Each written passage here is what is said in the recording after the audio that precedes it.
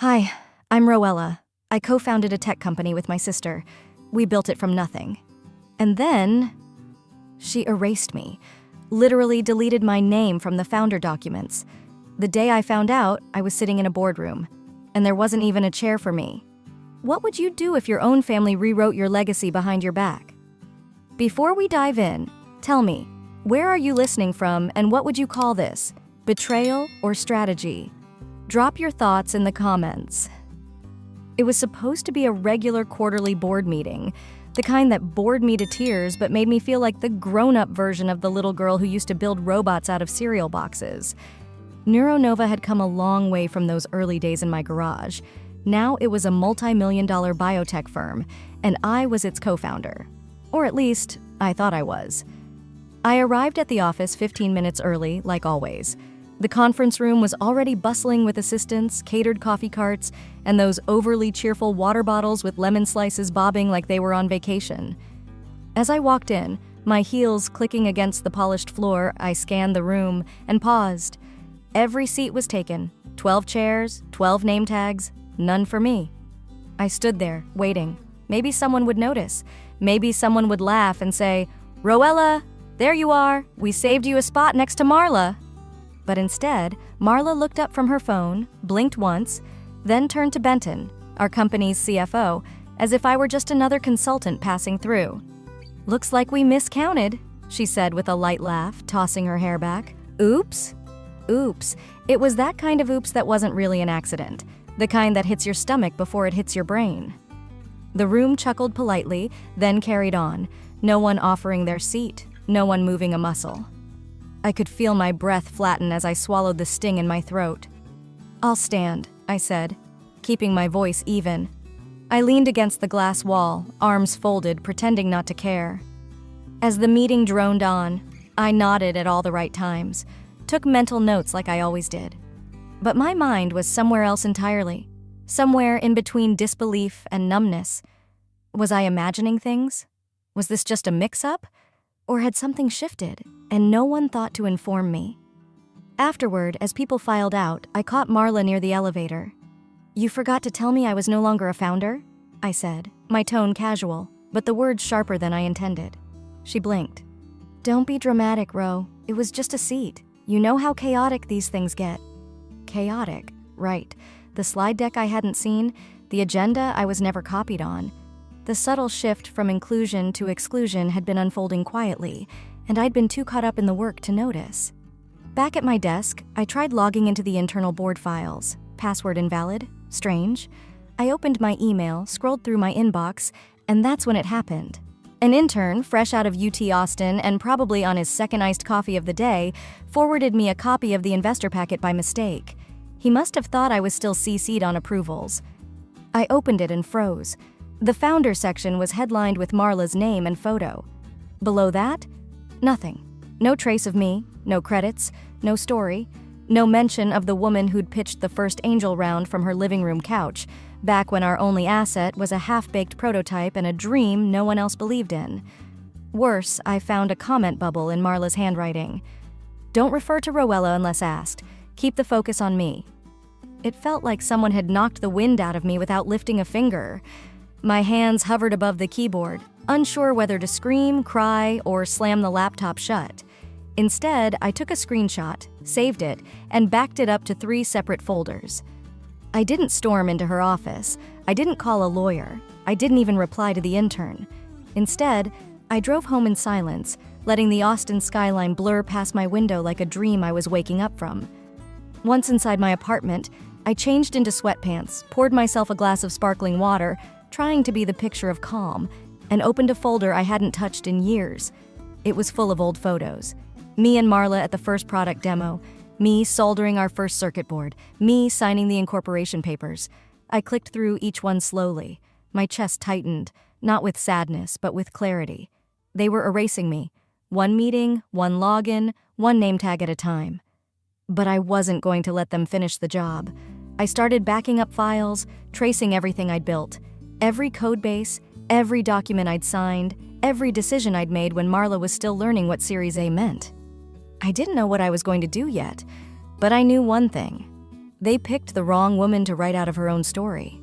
I didn't even remember clicking the file. It must have opened automatically, or maybe my hands did it on their own while my mind was still grappling with what had happened in that meeting. The screen lit up with the pitch deck for our next investor round.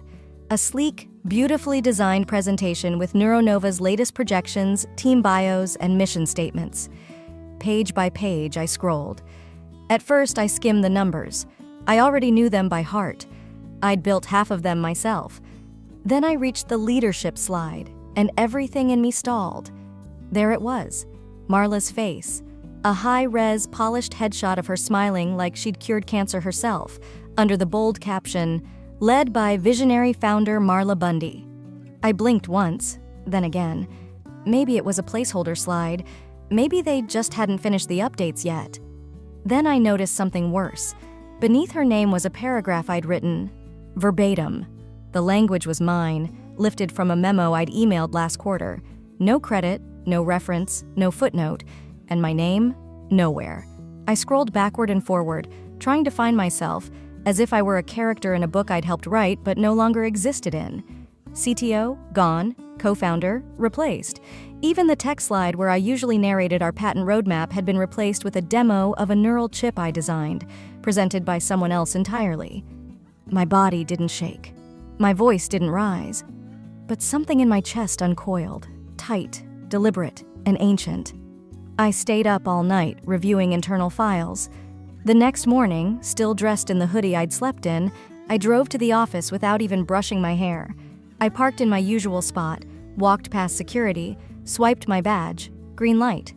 But when I reached my desk and opened my laptop, something was off. My email didn't load. My Slack login failed. I tried to access the internal server and a message popped up. Unauthorized access. Please contact your system administrator. I stared at the screen, called it. The guy stammered. Hi, Roella. Let me check with Riley. Legal's been handling, user roles. It's a compliance thing, I think. A compliance thing. That was rich. 10 minutes later, my fingerprint didn't open the lab. The same fingerprint that had been registered to our biometric system since day one, back when there were only 4 of us, and we worked off folding tables and takeout containers. I walked down the hall, heart pounding but face calm. No one said hello. One engineer actually turned his back as I passed. 2 interns whispered near the coffee bar, one of them whispering just loud enough. Wasn't she the one who started all this? My nameplate was missing from my desk. My favorite mug, the one that said "Code like a girl," was shoved into a communal bin, along with a dozen others. The files I kept in a drawer? Gone. I sat in the chair, motionless. I wasn't sure if I'd even logged into a real account or just occupied space. It felt like walking through the remains of my own house after someone had burned it down and dusted the ashes away. Nobody told me anything. No confrontation, no memo, just a slow bleed of identity, one credential at a time. I left without saying a word. The sun was already high by the time I got back to the parking garage. I sat behind the wheel, breathing into my hands, trying to decide whether to cry or scream. But nothing came. Instead, my eyes drifted to the rearview mirror. I didn't see someone defeated. I saw someone calculating. That garage was where I'd first called Marla 3 years ago, the night we secured our first real round of funding. I remembered pacing between cars, breathless with joy, saying, "We did it, together." Now, sitting in the same spot, I whispered to no one, "They can't just erase me." But they were trying. Piece by piece, they were trying. I unlocked my phone and began typing a list. Names, timelines, contracts, everything I'd touched, everything that had my fingerprints, real or digital. It was time to build a backup. Because if they were determined to lock me out of the system, I was going to make sure I held the keys to the story they thought they could rewrite. After leaving the office that afternoon, I didn't go home. I drove aimlessly until I ended up at Zilker Park, a place I hadn't visited in years. I parked under the shade of a wide pecan tree and sat in the car for a long while, engine off, windows cracked. The soft rustle of wind moving through the leaves was the only sound that didn't feel performative. No startup jargon, no curated bios, just air and silence. I leaned back against the seat and closed my eyes, letting the stillness take over. That's when the memories began to surface, uninvited, sharp-edged. I must have been 10. It was the district spelling bee. I had taken second place, one word away from a trophy. I'd walked up to Mom after the ceremony, holding my ribbon, flushed with pride. She gave me a quick pat on the head and turned to Marla, who had bombed out in the first round. "You tried your best, sweetheart," she told her. "You've always had the heart of a writer."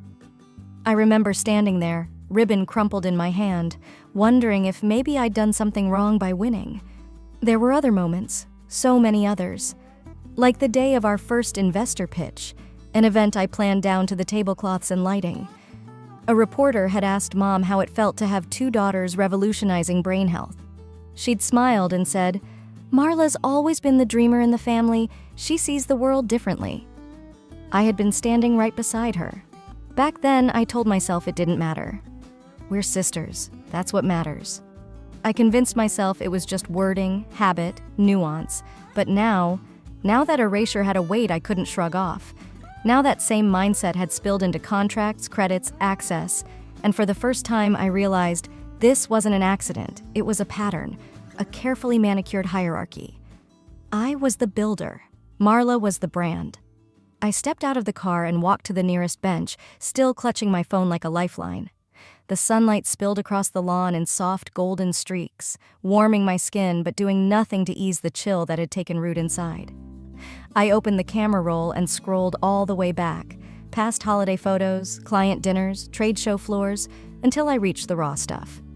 Me in oversized glasses, hunched over our first makeshift EEG device, scribbled notes on whiteboards, stacks of circuit prototypes, late-night debugging sessions with pizza boxes on the floor. I stared at my younger self, sleep-deprived, focused, foolishly optimistic. This wasn't jealousy, this was grief. My phone buzzed. Mom. I debated letting it go to voicemail, but instinct won. I answered. "Hi, Mom." Her voice was light, too careful. "Hi, honey, I've been feeling something's off between you girls. Did something happen?" I didn't respond immediately. She went on. "I know Marla can be assertive, but she means well. You've always been more sensitive. Maybe it's just her time to lead." My jaw tightened. There it was again. Not just erasure, but justification. Marla wasn't wrong. I was too sensitive. "Thanks for calling," I said flatly. "I should get going." "Roella, wait, don't hang up. I'm just saying." But I'd already tapped end. I stared at the phone a long time, unsure if I wanted to throw it or cry. Instead, I just sat there, listening to the laughter of a family nearby, their kids kicking around a soccer ball on the grass. It wasn't just betrayal. It was inheritance, generational, and I had carried it quietly for far too long. I pulled up my private Dropbox. For years, I'd stored snapshots, documentation of everything I'd built, not because I feared betrayal, but because I believed in preserving progress. Now, those files became something else entirely. Proof. I started organizing them into folders. Design drafts, investor decks original, IP notes, prototype logs. They wouldn't define me anymore. I had built something real, something bigger than their narratives. And now, I was done playing the understudy in a play I'd written. The night air hit differently after the park, sharp, unsettling. I got home around 10, tossed my purse onto the entry bench, and kicked off my shoes like muscle memory. My apartment was dim except for the soft glow under the kitchen cabinets. I hadn't even turned on the main lights yet when I heard it. The buzz of a phone vibrating against the granite countertop. I turned toward the sound. There it was. Benton's phone. Still plugged in from the last time he stopped by to grab a few things he left. He never picked it up. Typical. I hadn't bothered to check before, and maybe I should have left it alone now. But tonight felt different. The screen lit up. A new message previewed in bright white font. "So we're all set then? Marla gets founder credit, and the Series B structure reflects that?" The sender, Nadine, Benton's assistant.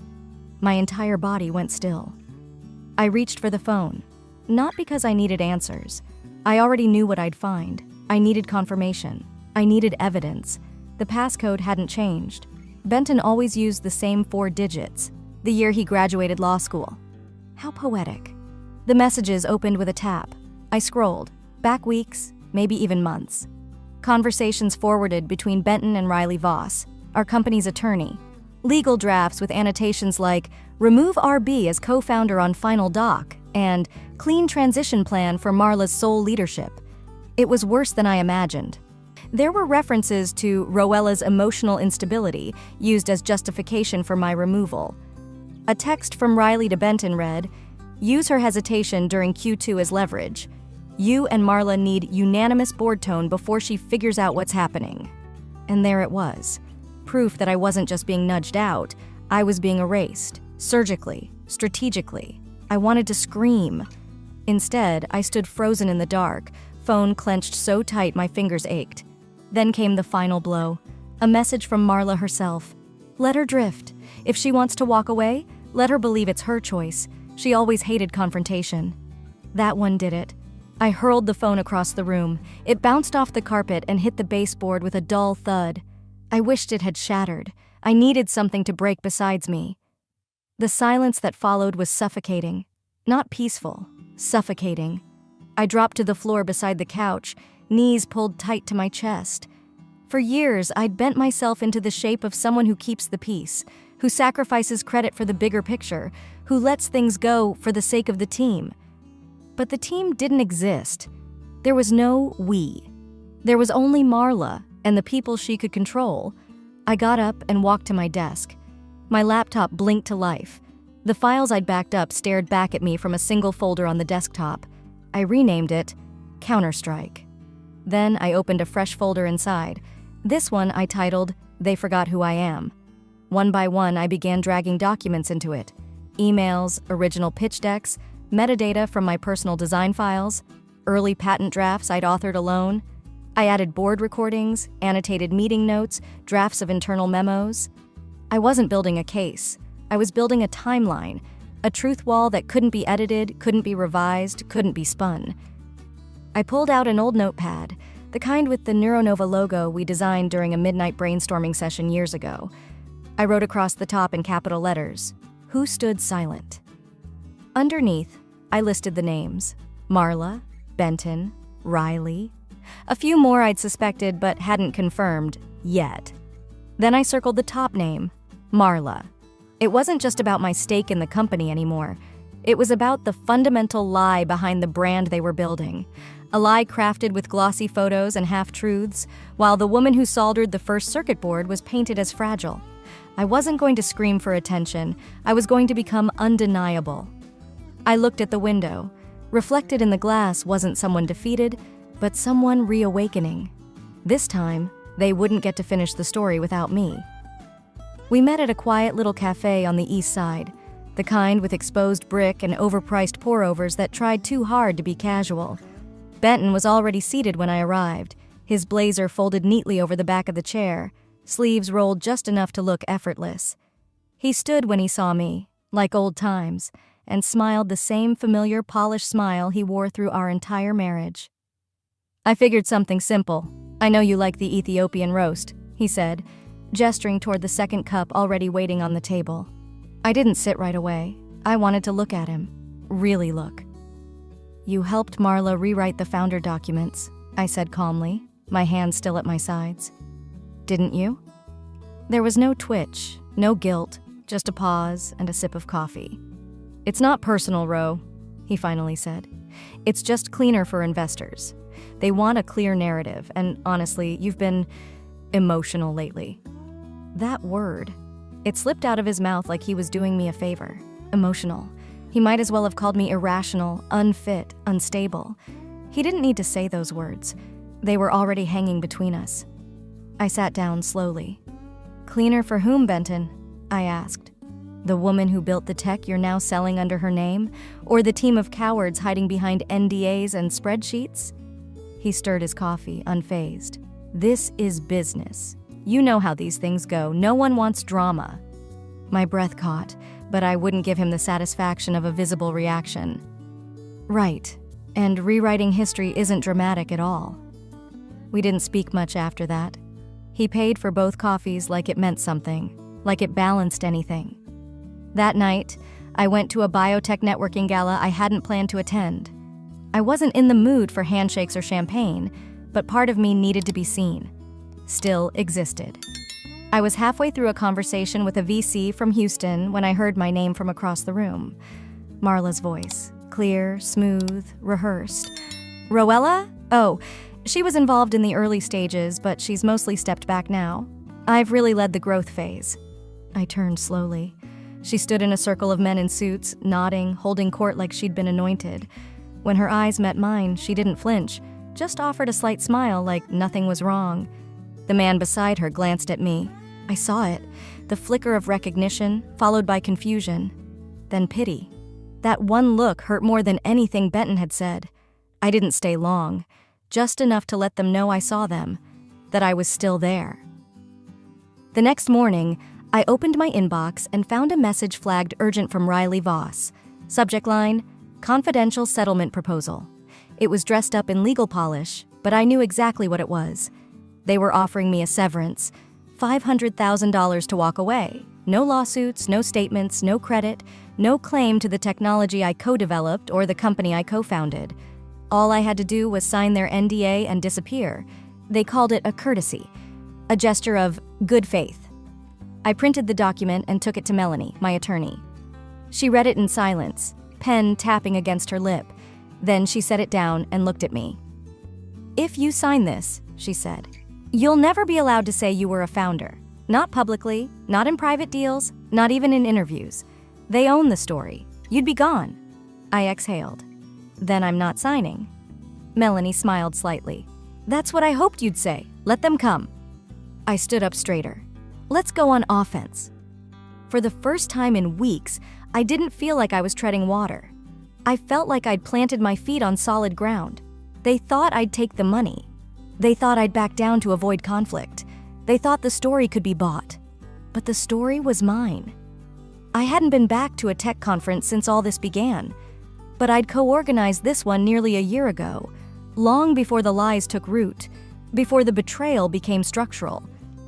So when I walked into the lobby of the downtown Austin Convention Center, I wasn't expecting applause or recognition, just a chance to reconnect, maybe even breathe. The place buzzed with the polished energy only women in tech events could manufacture. Smiling interns with tote bags, name badges clipped to lanyards, panelists rehearsing their sound bites in corners. I checked in, tucked my badge into my blazer pocket, and scanned the program booklet out of habit. Then I froze. Keynote speaker, Marla Bundy, founder and CEO of Neuronova. Founder. The word stared back at me like a slap. I flipped to the bio section, hoping for even a footnote. Nothing. No co-founder, no early team mention, no nod to the person who'd architected the damn neural stabilization framework she'd built her career on. It was like I'd never existed. And the picture? Polished, professional, staged to perfection. Her arms crossed confidently beneath the headline, From Garage to Global, A Visionary's Journey. I didn't remember any garage. I took my seat in the main ballroom 10 minutes before the lights dimmed, sinking into the back row, unnoticed. She walked onto the stage to scattered applause, her heels clicking confidently across the polished platform. I still remember the night it all started, Marla said into the microphone, voice buttery smooth. Just me, a laptop, and an idea that wouldn't let go. She smiled. They clapped. Flashbulbs went off. A camera panned the crowd. I felt hollow. The worst part wasn't the lies. It was the admiration they earned her. People didn't just believe her. They wanted to believe her. She was the dream they needed. A clean success story, a woman who did it all on her own. I gripped the sides of my seat to keep from standing. It took every ounce of restraint not to scream, that was my laptop, my prototype, my sleepless nights. When it ended, I didn't approach her. I walked straight to the parking structure, not bothering to network or exchange cards. I sat in my car, shaking, until the buzz of my phone snapped me out of it. A text from Melanie. Call me, urgent, check your email. I opened the attachment. It was a new shareholder agreement, submitted 2 weeks prior, showing my voluntary relinquishment of founder status and full IP claims. The form was filled, dated, approved by Riley Voss, and signed by me. Except I never signed it. I didn't even know it existed. The signature was digital, identical to one I'd used on a grant proposal 2 years ago. They had lifted it, pasted it, faked it, and submitted it as legal consent. I sat motionless for a full minute before I could even dial. When Melanie answered, her tone was clipped and furious. "We pulled metadata. That signature came from a scrubbed document in the legal archive. Someone forged your name, Roella, and they used it to wipe you out." Something in me snapped clean. I didn't cry, I didn't scream. I drove home, changed into sweats, opened my laptop, and began building the full digital trail. The original designs, time-stamped Slack chats, early patent filings with my name and ID embedded in the code, a copy of the pitch deck I'd written line for line before Benton refined it, my calendar entries, my emails. I organized it all in a new folder labeled simply Proof. Then I opened my contacts and found the name I'd buried months ago, Eva Moreno. She was a tech journalist who once offered to profile Neuronova when we were nobodies, back when I was still considered one of the brilliant women behind the brain tech boom. I hit call. She answered after 2 rings. "Eva, it's Roella Bundy. You wanted a story?" I said, my voice steadier than I expected. There was a pause. "Roella, wow, I haven't heard your name in a while. Thought you'd gone dark." "I didn't go dark. I was buried. I'm done being quiet." She said nothing for a beat. Then, "You've got my attention." "I've got more than that," I said. "I've got evidence, names, timestamps, and a forgery." "You ready to go on the record?" I looked at the blinking cursor on my screen, already halfway through a draft titled The Truth About Neuronova. "Absolutely," I said, "but I'm not just telling my story. I'm about to rewrite theirs." They weaponized silence. That was their strategy. Erase me quietly and let the world forget. But the moment Eva's article hit the homepage of TechPulse, their silence detonated. The founder you never knew. My name was everywhere. The article had it all.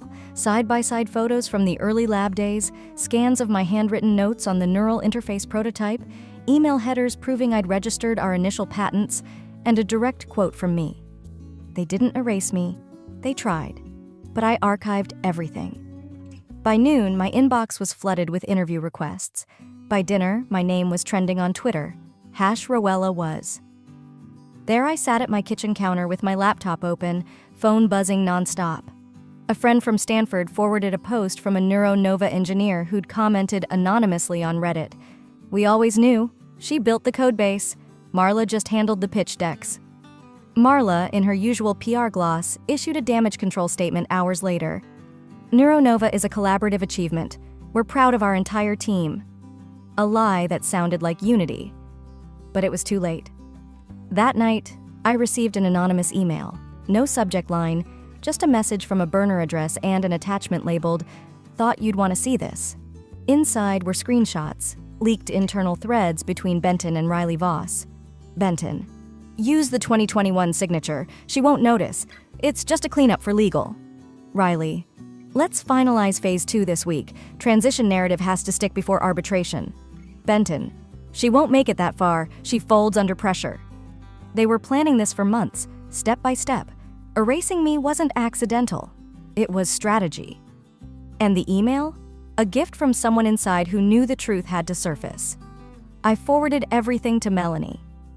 "I don't care how friendly their tone is," I told her. "We're going for arbitration, full transparency, no deals." She didn't hesitate. "We'll file by morning. We've got enough to light the whole thing up." 2 days later, I walked into the arbitration hearing wearing the same navy suit I wore when we pitched Neuronova's seed round. The panel included 2 investors and 1 neutral mediator. Benton sat stiffly across from me. Marla wore a white blouse like she wanted to look innocent. Riley barely looked up. Melanie opened with documentation, patent timestamps, project logs, internal Slack messages. Then came the forged signature breakdown, metadata trails, date-stamped files, comparison charts. And finally, the big one, the audio clip. In the recording, Marla was speaking at a brunch 2 weeks ago. Laughing. I didn't lie, I just cleaned up the story for clarity. Investors don't care who sketched the original diagrams, they care about the one who sells it best. When the clip ended, no one spoke. Marla blinked twice. Benton stared at the floor. The board called for a recess. Outside in the hallway, Melanie handed me a folder. "They're going to offer you money. Big money. You sure you're ready to say no?" "I'm not doing this for a payout," I said. "I'm doing this so the little girl in me, who stayed up soldering circuit boards in the garage, knows she mattered." When we returned, they were waiting with a proposal, $3 million. Clean settlement, NDA, walk away.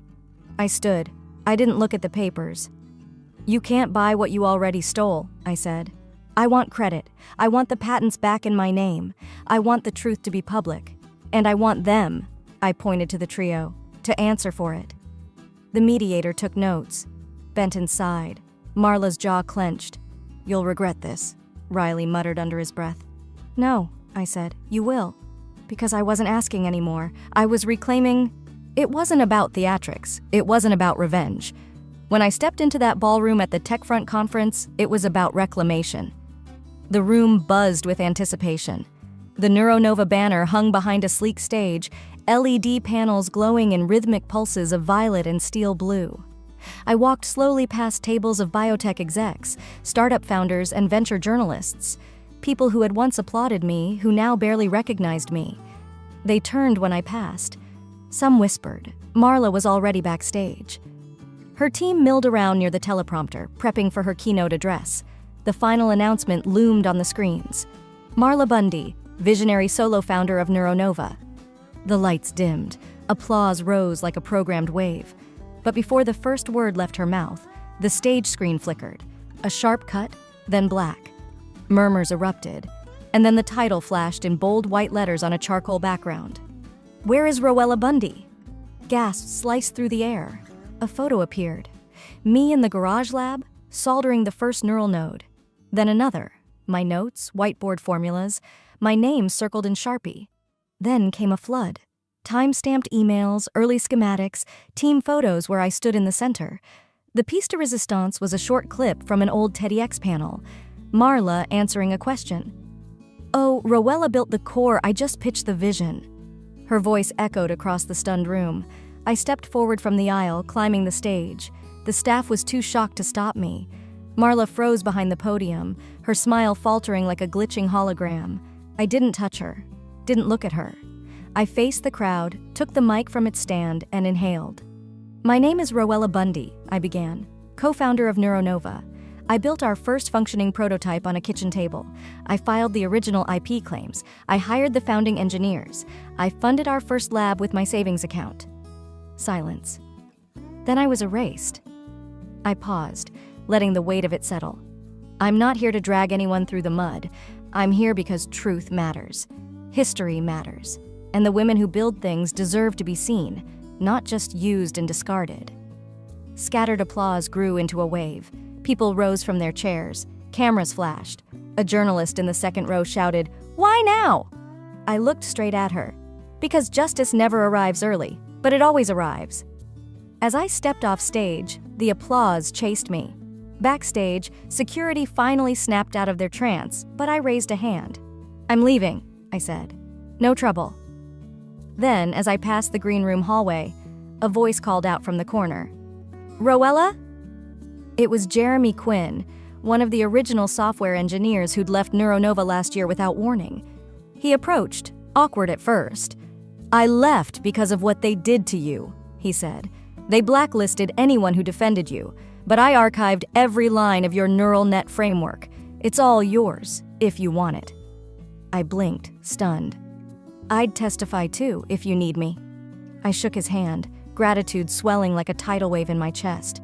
"Thank you, Jeremy. You have no idea what this means." "I think I do," he said. "They forgot something, didn't they?" I smiled. "They forgot who built the damn thing." That night, I walked into my home, poured a glass of Malbec, and opened the NeuroNova financial interface. My access still worked. I hovered over the transfer button. $5 million. With a few keystrokes, I moved it. Every cent I had personally invested, gone from their reach. After sending the final transfer confirmation to my bank, I sat back in my chair. No champagne, no cheers. Just the quiet click of my laptop as I shut it for good. My $5 million was no longer tied to NeuroNova, and with it, neither was I. I emailed the board my formal notice. Effective immediately, I am withdrawing all financial involvement in Neuronova. This company will no longer carry my name nor my burden. No sign-offs, no sentiment, just truth. I didn't check for replies. That same afternoon, I received a link forwarded by 3 different contacts. Marla's apology had just gone live on the company's site and was already trending on LinkedIn. I deeply regret failing to credit my sister Rowella Bundy, whose vision co-founded Neuronova. Her contributions will now be fully acknowledged in all official company records. Every word had the synthetic gloss of a PR team, not a single drop of real remorse. Still, it existed. Her public mask had cracked. I took a screenshot and archived it, not for court, not for social media, just for peace. Peace, finally. Later that week, I moved into my new studio space, a converted brick loft downtown, minimalist and sunlit. It wasn't much, but it was mine. A whiteboard stood waiting in the corner, already dotted with ideas for a new venture. Not revenge-driven, just driven. I caught my reflection in the mirror as I walked past, paused, and looked myself in the eye. The same eyes that had once stared into that same mirror, years ago, on the night before my first pitch. And just like back then, I whispered, "You are not invisible. You never were." That whisper turned into a vow. The following month, I was invited to speak at a startup accelerator in Austin. 150 young founders in folding chairs, notebooks open, eyes wide with hunger and hope. I shared the sanitized version of my story. No names, just lessons. "Protect your name," I said. "Build your legacy. And if anyone tries to take it, don't just fight back, reclaim it, with grace." The room was still. Then came the applause. Afterwards, a young woman with curly hair and trembling hands approached me. "I almost gave up last year after my co-founder tried to shut me out, but then I read about you. You saved me years of silence." I held her gaze and simply nodded. Some victories echo louder through others. In the months that followed, justice arrived. Not in grand gestures, but in quiet closures. Riley Voss was dropped by 2 top-tier law firms. His name no longer opened doors. Benton's firm lost its biggest contract with a California hospital. Investors called it a confidence issue. I called it karma. And Marla? She released a bland video stepping down as CEO to explore new opportunities. Her eyes didn't shine. Her voice was clipped. The damage wasn't just professional. It was personal and irreversible. Still, not everything was wrapped in neat bows. One afternoon, I passed by this cafe on 2nd Street, the one Marla and I used to visit during the early days. The barista who once remembered our orders was gone. In our old spot by the window sat 2 sisters, laughing over iced lattes, their heads thrown back in carefree joy. I watched them from the sidewalk for a few moments. No jealousy, no bitterness, just recognition. Some wounds don't scar on the skin, but they shape your steps forever. And yet, here I was, still walking, still building, still me. They tried to erase my story, but instead, they helped me rewrite it in ink that can never be deleted. At its heart, this was more than a tale of betrayal. It was a journey of reclaiming identity in the face of deep-rooted family drama. Sometimes the loudest battles are the ones fought in silence, within our own bloodlines. Have you ever felt pushed aside by the people you thought were on your side? Drop a comment. Your story might help someone else feel less alone. If this kind of story moved you, hit subscribe so you won't miss the next powerful chapter. Because truth, justice, and healing, they always deserve the spotlight.